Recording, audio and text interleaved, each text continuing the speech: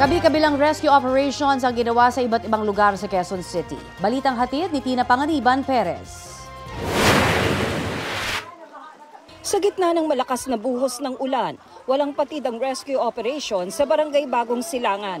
Kahit mga alagang hayop, hindi iniwan. Ang iba, naglakad na lang sa hanggang dibdib na baha, bitbit ang ilan nilang gamit. Abot hanggang bubong sa second floor ng bahay, ang baha sa lugar ni na Annalyn Ang. Nakalikas na siya pero gusto raw niyang bumalik dahil naiwan daw niya ang 4-piece ID niya.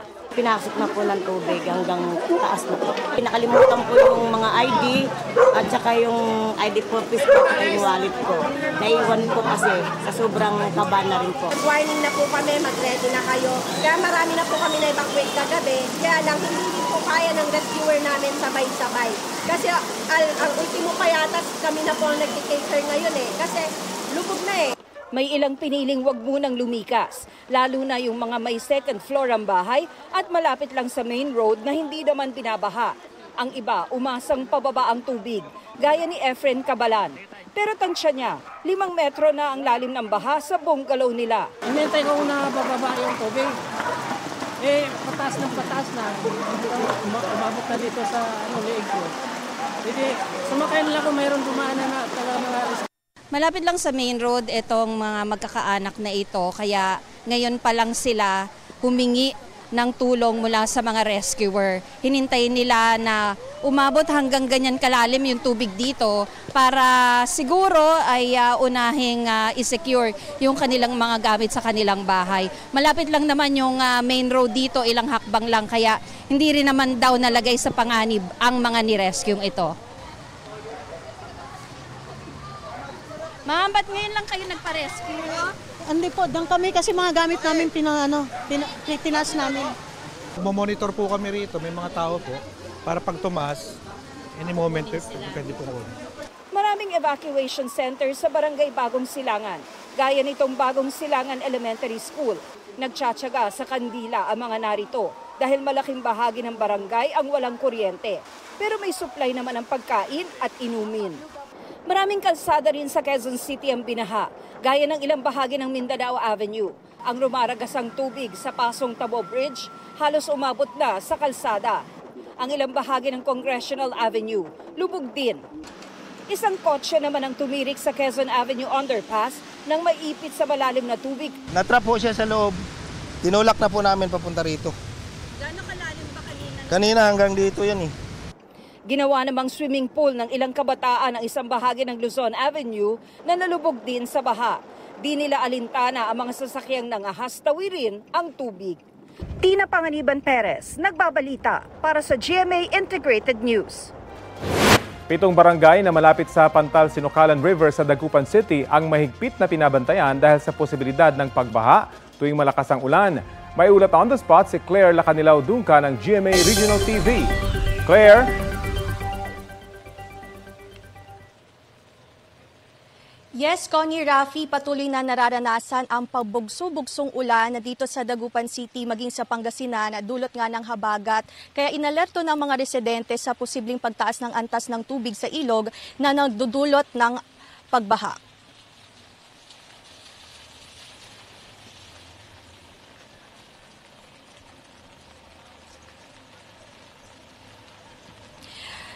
Nakararanas ng pagbaha ang ilang low-lying areas sa Dagupan City dahil sa pag-ulan na dulot ng habagat na sinabayan pa ng high tide. Sa Barangay Pogo Chico, nakaantabay daw sila sa anunsyo ng barangay at local government kung kinakailangang lumikas na nadatiling nasa red alert status ang City Disaster Risk Reduction and Management Office, lalo't moderate to intense rainfall ang inaasahan ngayon sa lungsod base sa abiso ng DOST Pag-asa at NDRRMC. Maigpit na binabantayan ng CDRRMO ang 7 barangay na malapit sa Pantal Sinucalan River na unang binabaha kapag malakas ang ulan. Sa latest monitoring ng CDRRMO, nasa below normal level ang antas ng ngayon ng Pantal Sinucalan River na nasa 4.5 meters above sea level kumpara sa 7 meters above sea level na critical level ng ilog. Samantala, Connie, Rafi, kanselado ang klase sa lahat ng antas sa pribado at publikong paaralan sa Dagupan, maging sa Pangasinan at maging ang pasok sa government offices dahil sa masamang panahon na nananatiling passable ang ilang pangunahing kalsada sa Dagupan City. Connie, Rafi. Maraming salamat, Claire Lacanilaw Dungka ng GMA Regional TV. Handa raw ang Social Security System o SSS para sa kanilang calamity loan assistance sa kanilang mga miyembro sa Metro Manila at iba pang lugar na nasa state of calamity. Sabi ng SSS, pwedeng umutang ang mga miyembro nilang apektado ng habagat at bagyong Karina ng katumbas ng 1 buwang salary credit o hanggang 20,000 piso. Kabilang sa qualifications na mga pwedeng mag-avail ay mga residente ng mga lugar na nakaisailalim sa state of calamity. Edad 65 pababa at walang outstanding na utang sa SSS. Kapag naaprubahan, didiretso ito sa nakarehistrong ATM card o account. Pwede mag-apply online para sa calamity loan gamit ang inyong mga SSS account. Mga kapuso, maraming kababayan natin ang apektado ng matinding baha dulot ng habagat na pinalakas ng Super Typhoon Karina. Kumikilos na ang GMA Kapuso Foundation upang maghatid ng agarang tulong, kung kaya't nananawagan kami sa inyong lahat upang makipagbayanihan. Bukas ang GMA Kapuso Foundation para sa inyong tulong. Ang inyong donasyon ay 100% tax deductible. Magbayanihan tayo mga kapuso, isa sa puso ng Pilipino. At kaugnay po niyan ay makakausap po natin si GMA Kapuso Foundation Executive Vice President and COO Ricky Escudero Katibog. Magandang umaga po and welcome sa Balitang Hali, ma'am. Hello, good morning Connie at good morning Rafi. Unang-una sa lahat, ano ho ba yung mga lugar na napuntahan na po ng ating pong Kapuso Foundation at yung mga pupuntahan pa lamang para mabigyan po ng agarang tulong? Okay, bale kahapon, Connie, sa kasagsagan ng Bagyong Karina, tayo ay nagpunta sa dalawang pinaka-affected areas sa Quezon City. Nauna na yung Barangay Tatalon, napakalalim ng ng baha dyan, kung saan ay 3,006 na pong mga residente ang nahatira natin ng tulong. Lumikas sila sa Diosdado Macapagal Elementary School at tayo ay nagbigay ng mga relief goods at tayo ay nagkaroon ng Kapuso Soup Kitchen. At tayo ay nagpakain din dyan. Tapos tayo naman ay nagpunta din sa Holy Family Parish Church. Diyan ay sa Rojas District, Quezon City. Napakalalim din ang baha dyan.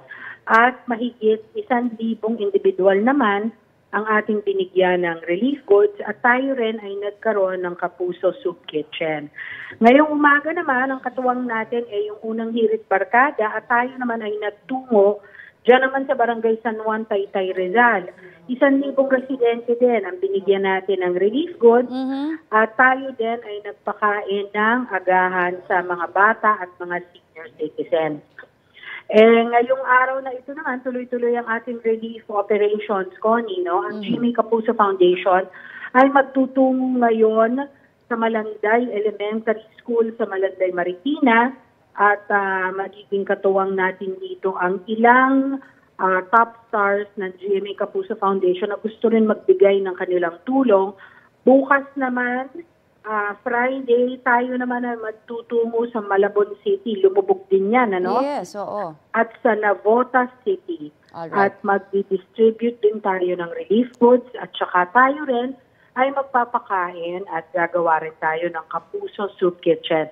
Makakaasa kayo na ang GMA Kapuso Foundation, hindi ho titigil. Buong weekend ho yan hanggang linggo. Tayo ho ay magkakaroon ng mga relief operations. At saka tayo ay magkakaroon ng mga GMA Soup Kitchen. Alright. I'm sure, Ma'am Ricky, walang maliit na donasyon sa mga talagang gusto hong tumulong. Pero syempre dapat doon sa tama na pagdodonatan dahil marami rin hong nananamantala sa mga panahon ngayon. So, paano ho yung pagpapadonate po ng GMA Kapuso Foundation? Please guide us. Oo. Tama ka dyan, Connie. Sa panahon na ganito, dapat tayo magbakas-bakas. At kahit maliit ang inyong donasyon, okay lang yon dahil kapag nagsama-sama tayo, malaki na rin. However, hindi dapat tayo magpapabiktima sa mga scammer. Alright? So kung gusto nyo magpadala ng tulong, kailangan sa mga opisyal at saka sa mga legal at saka sa mga official portals ng GMA Kapuso Foundation kayo magpapadala ng tulong. Ito na ho, Meron ho tayong GCash, ipapalabas ho ng Balitang Hali dyan at makikita nyo ho ang aming QR code. GCash QR code po yan. Makakapture nyo ho para diretso na ho ang inyong donation. Meron din ho kami sa Lazada, meron din ho kami sa Shopee. Lahat ho yan QR code para hindi ho tayo ma-scam, ano?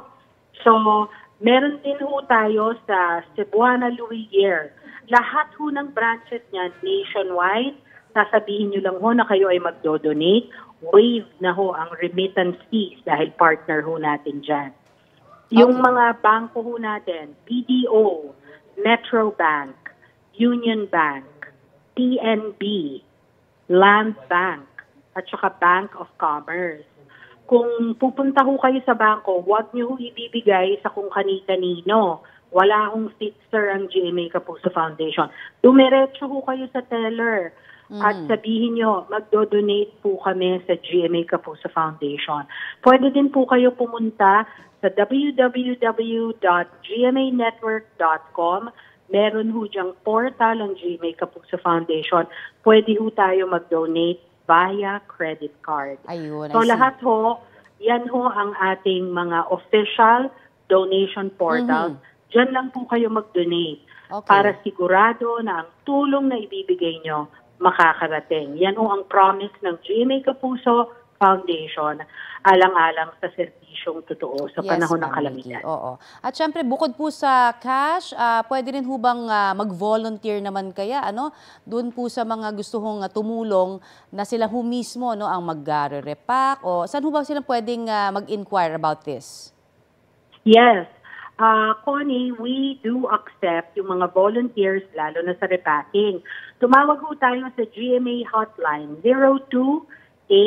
028-982-7777. Magpa-connect ho kayo sa GMA Kapuso Foundation, local 9905.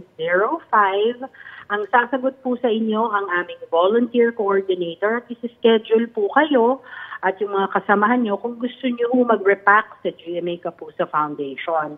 Nasa Tandang Sora po kami, yung ating warehouse, at bukas po tayo at tatanggap po tayo ng mga volunteers sa repacking. Alright. Yung mga gusto ho mag-donate ng in-kind, delata ho, sardinas, mga corned beef, mga beef loaf, mga noodles, at saka mga rice, tumatanggap din po kami niyan. Pero sana ho, huwag naman po tayo magbigay nung mag-expire na, Connie, at saka Rafi. Diba? Bigyan ho natin ng dignidad yung mga kababayan natin na nasalanta na, bigyan naman ho natin sila ng dekalidad. Alright. Maraming salamat, Ms. Ricky Escudero Katibog ng GMA Foundation at sana nga ho ay mas marami pang makapagbigay ng tulong sa ating mga nangangailangang kababayan. Thank you, ma'am. Opo, maraming salamat. Balitang Hali. Kapuso, para sa mga maiinit na balita, mag-subscribe sa GMA Integrated News sa YouTube. Sa mga kapuso naman abroad, subaybayan nyo kami sa GMA Pinoy TV at sa www.gmanews.tv.